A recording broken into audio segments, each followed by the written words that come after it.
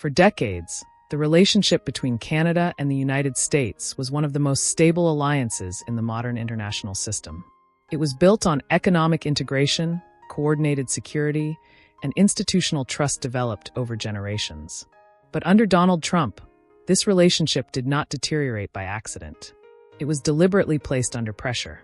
It was intentionally destabilized, and it was used as a political and economic weapon.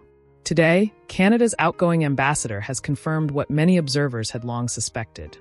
The era of automatic cooperation ended because Washington chose to end it. I don't think we're going to go back to where we have been in the past with the United States. I don't think that's necessarily a bad thing. I think in large part, both of our countries took each other for granted. I don't think that's the case anymore. But that doesn't mean that those relationships that are so broad and deep won't continue to be a source of inspiration as we chart whatever this new path is with our neighbor. Welcome back to Newsix Brief. In today's episode, we examine a revealing interview in which Canada's outgoing ambassador reflected on the transformation of Canada-US relations. Her remarks show how the Trump administration treated one of America's closest allies, not as a partner, but as a pressure point, and how that strategy reshaped North American politics. Donald Trump's approach to foreign policy was built on confrontation. He believed that stability reduced leverage. He believed that predictability weakened bargaining power. And he believed that alliances functioned best when they were constantly unsettled. Canada was not exempt from this philosophy. Despite decades of cooperation, Trump subjected Canada to punitive tariffs, hostile rhetoric, and repeated public threats, including rhetoric questioning Canadian sovereignty. This was not accidental. It was strategic. It was designed to shift the balance of power. Ambassador Hillman explains that under Trump, trade and diplomatic decisions became highly centralized.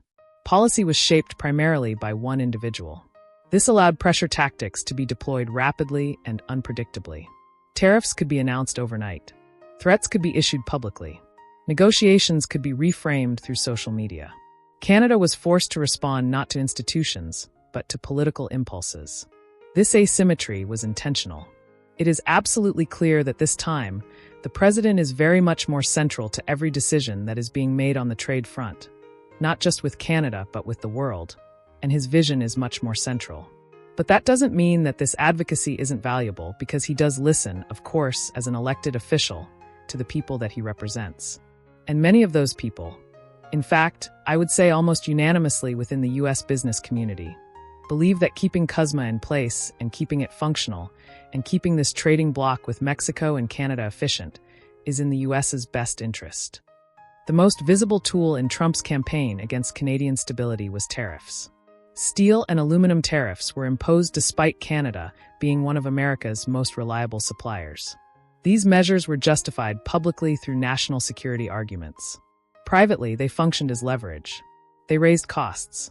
They created uncertainty. They generated political pressure inside Canada. They disrupted integrated industries. This was economic coercion, not economic policy. Beyond tariffs, Trump repeatedly used language that undermined Canada's sovereignty. Remarks suggesting Canada could become America's 51st state were not diplomatic errors. They were signals that Canada's independence could be questioned, signals that power asymmetry would be emphasized, signals that respect was conditional. This rhetoric was designed to weaken Canada's negotiating position by reframing the relationship psychologically. When Ambassador Hillman says that both countries took each other for granted, she is not describing a shared mistake. She is describing how one side exploited stability while the other continued to protect it. Canada treated the relationship as strategically essential. It invested in diplomacy, coordination, and institutional trust. Washington, under Donald Trump, treated the relationship as a pressure point. It assumed that Canada's geographic position, economic integration, and political restraint would prevent meaningful resistance. It assumed that Canada would absorb disruption quietly in order to preserve stability. Trump recognized this imbalance and deliberately used it. He turned predictability into vulnerability. He turned cooperation into leverage. He turned partnership into a negotiating weapon. Tariffs were imposed not as policy tools, but as signals of dominance. Public threats were issued not as mistakes, but as intimidation. Instability was manufactured to extract concessions. The message was unmistakable. Compliance would be rewarded with temporary calm. Independence would be punished with disruption. This was not miscalculation. It was strategy. And it failed. Instead of bending, Canada hardened its position and reduced its exposure. I think geography can't be undone. I think our people-to-people ties and our history together. Obviously, there are a lot of feelings and a lot of disruption that is happening because of the larger policies that are being put in place by this administration. But I do think those relationships are deep and wide. I don't think we're going to go back to where we have been in the past with the United States. I don't think that's necessarily a bad thing. I think in large part, both of our countries took each other for granted. I don't think that's the case anymore. But that doesn't mean that those relationships that are so broad and deep won't continue to be a source of inspiration as we chart whatever this new path is with our neighbor. Ambassador Hillman also reveals how deeply Trump's approach alarmed American businesses. Corporate leaders, manufacturers, and exporters understood immediately that confrontation with Canada would damage the U.S. economy. They knew that modern supply chains were fully integrated. They knew that tariffs would raise costs inside the United States first. They knew that disruption would weaken American competitiveness. They warned policymakers repeatedly. They explained that uncertainty would delay investment. They explained that higher input costs would shrink profit margins. They explained that consumers would ultimately pay the price. Those warnings were ignored. Political theater was prioritized over economic reality. As tariffs took effect, American companies absorbed the losses. Production became more expensive. Exports became less competitive. Prices increased. Investments slowed. Jobs came under pressure. U.S. businesses became collateral damage in Trump's pressure campaign. Canada adjusted. American industry paid. Trump's pressure strategy underestimated Canada's institutional strength. Canada responded by reinforcing domestic industries, by diversifying trade partnerships, by strengthening regulatory independence, by deepening relationships beyond North America. Rather than becoming more dependent, Canada became more resilient. Meanwhile, American industries absorbed higher costs and reduced competitiveness. The strategy designed to extract concessions instead produced structural realignment. Hillman emphasizes that Canada's focus is now on long-term self-reliance and diversification. This reflects a deliberate policy shift. Canada no longer assumes that U.S. political stability is guaranteed. It prepares for volatility. It builds redundancy. It maintains autonomy. This is not disengagement. It is strategic maturity. Trump's treatment of Canada sent a message far beyond North America. If Washington could pressure its closest ally, no partnership was truly secure. Other countries adjusted accordingly. They diversified away from U.S. dependence. They reduced exposure. They increased strategic hedging. America's influence declined as trust eroded. Canada was among the first to adapt. Ambassador Hillman's interview confirms a critical reality. The deterioration of Canada-U.S. relations was not an accident. It was the result of deliberate political choices.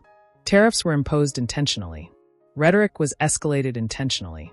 Instability was created intentionally. And the consequences were predictable. Canada adapted. Canada remained credible.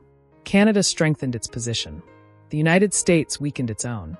Now, let me expand on what this really means for the future of North American cooperation and why understanding this deliberate breakdown is essential for comprehending the broader erosion of American influence in the international system. Because what happened between the United States and Canada wasn't just a bilateral dispute. It was a case study in how short-sighted nationalism undermines long-term strategic interests. The Canada-U.S. relationship has always been unique in international relations. These aren't just neighboring countries. They share the world's longest undefended border, deeply integrated supply chains, coordinated defense through NORAD, intelligence sharing through the Five Eyes Alliance, and economic ties so intertwined that disrupting one economy inevitably damages the other. This wasn't an accidental arrangement. It was carefully built over decades by leaders who understood that North American prosperity and security depended on cooperation, not competition. What Trump did was fundamentally misunderstand the nature of this relationship. He viewed it through a zero-sum lens where every Canadian advantage was an American loss, where every concession Canada received was exploitation, where every moment of cooperation was weakness. This transactional worldview completely missed the point. The U.S.-Canada relationship created value for both countries precisely because it was built on trust and stability. When Trump imposed steel and aluminum tariffs justified through national security concerns, it wasn't just economically damaging, it was psychologically devastating. Canada is America's largest supplier of aluminum and second largest supplier of steel. Canadian steel helped build American infrastructure. Canadian aluminum went into American aircraft and vehicles. To suddenly declare this relationship a security threat was to fundamentally insult decades of alliance and cooperation. But more than that, it exposed the weaponization of security justifications for purely economic leverage. If Canada, the country that has fought alongside the United States in every major conflict for over a century, that shares defense infrastructure, that coordinates intelligence, could be designated a security threat, then the concept of national security had become meaningless. It was just a legal justification for bullying. The business community understood this immediately. American manufacturers who depended on Canadian inputs saw their costs spike. Exporters who sold into Canadian markets faced retaliatory tariffs. Supply chains that had been optimized over decades were suddenly disrupted by political theater. These weren't abstract economic theories. These were real companies losing real money because their government had decided to pick a fight with their most reliable trading partner. And here's the crucial point. Those businesses warned policymakers. They explained the consequences. They lobbied against the tariffs. They presented data showing how American workers and consumers would be harmed. And they were ignored. Because Trump's approach to trade policy wasn't about maximizing American prosperity. It was about demonstrating dominance, scoring political points with his base, and extracting concessions that he could frame as wins. What Trump failed to anticipate was that Canada would adapt rather than capitulate. Instead of desperately negotiating for relief from tariffs, Canada began the long-term project of reducing dependence on the United States. They diversified trade relationships, strengthened ties with Europe and Asia, invested in domestic capacity, and built redundancy into supply chains. This is exactly the opposite of what Trump's strategy was supposed to achieve. The whole point of applying pressure was to make Canada more compliant, more dependent, more willing to accept American terms. Instead, it made Canada more independent, more diversified, and more resilient. And this pattern repeated across multiple allies. Europe responded to Trump's unreliability by accelerating plans for strategic autonomy. Asian allies hedged by improving relations with China despite U.S. pressure. Middle Eastern partners diversified their security relationships. Everywhere Trump applied pressure, he created incentives for countries to reduce their dependence on the United States. The ambassador's statement that both countries took each other for granted is diplomatic language masking a harsh reality. Canada took the relationship for granted by assuming American leadership would remain rational and predictable. The United States, under Trump, took the relationship for granted by assuming Canada had no choice but to accept whatever terms Washington imposed. Only one of those assumptions was corrected by reality. Canada learned it couldn't rely on American stability and adapted accordingly. The United States, or at least the Trump administration, never learned that leverage only works if the other party has no alternatives. And Canada was busy building alternatives. This has profound implications beyond bilateral trade. The U.S.-Canada relationship was supposed to be the model for how America manages alliances. Close cooperation, mutual benefit, institutionalized trust. If that relationship could be deliberately destabilized for short-term political gain, what message does that send to other allies? It tells them that American commitments are contingent on political whims. It tells them that decades of cooperation can be discarded overnight. It tells them that they need insurance policies against American unreliability. And insurance policies, in geopolitics, mean diversified relationships with other powers, including America's competitors. This is how empires decline, not through military defeat, but through the erosion of trust that makes leadership possible. When your allies stop believing you'll act in the collective interest, when they stop trusting your word, when they start building alternatives to your leadership, that's when your influence begins to contract, regardless of how many aircraft carriers you have. Ambassador Hillman's observation that Canada won't go back to the previous relationship, and that this isn't necessarily bad, reflects a maturation in Canadian strategic thinking. The old relationship was comfortable but created vulnerabilities. Canada was too dependent on American markets, too trusting of American leadership, too willing to subordinate its interests to maintain harmony. The new relationship will be more transactional, more guarded, more diversified. Canada will maintain close ties with the United States where interests align, but it will no longer assume that alignment is automatic or permanent. It will build alternatives, maintain autonomy, and prepare for volatility. This is a loss for the United States.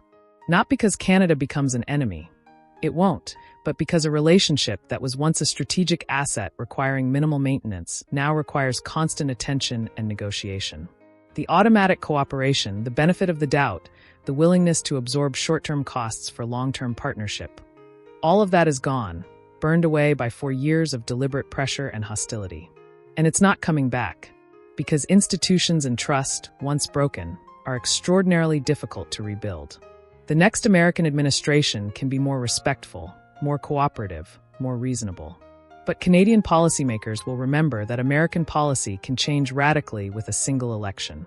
They'll remember that commitments made by one president can be discarded by the next. They'll remember that proximity and history don't guarantee partnership. So they'll hedge. They'll diversify. They'll maintain options. And in doing so, they'll be less valuable as allies, less willing to take risks for American interests, less integrated into American strategic planning. This is the real cost of Trump's pressure campaign, not the tariff revenues collected or the concessions extracted, but the permanent damage to the credibility and reliability that made American leadership possible. That damage extends far beyond Canada to every ally watching how Washington treated its closest partner. The deterioration of the Canada-US relationship wasn't an accident. It was a choice, and its consequences will shape North American politics for decades to come. If you value serious, fact-based analysis of global politics and American influence, subscribe to Newsix Brief.